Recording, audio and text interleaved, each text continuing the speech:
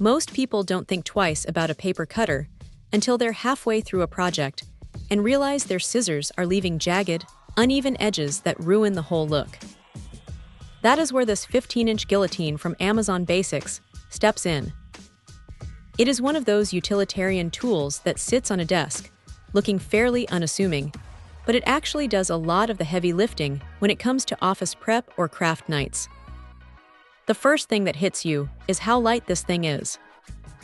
At just under 3 pounds, it is surprisingly easy to tuck away on a shelf or slide into a drawer when the desk needs to be clear.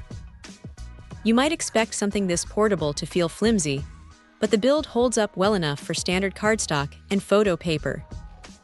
The steel blade is self-sharpening, which is a nice touch because nobody wants to deal with maintenance on a tool like this. It slices through a stack of 10 sheets without much protest, and the cut is clean enough that you won't be reaching for a sanding block afterward. Now here is the thing about the design. It features a guardrail that acts as a safety barrier, which is honestly a relief if you have ever had a close call with a traditional blade. There is also a locking mechanism to keep the arm down when it is not in use, so you don't have to worry about it popping up unexpectedly while you are moving it around.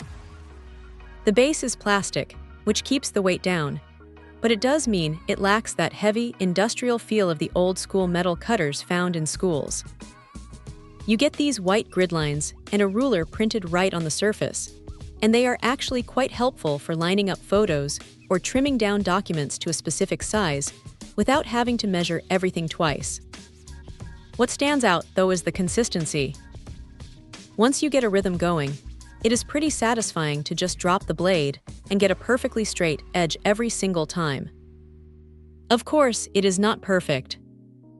Because the base is lightweight, you might find yourself needing to hold it down firmly with one hand while you pull the handle with the other, especially if you are cutting a thicker stack of cardstock.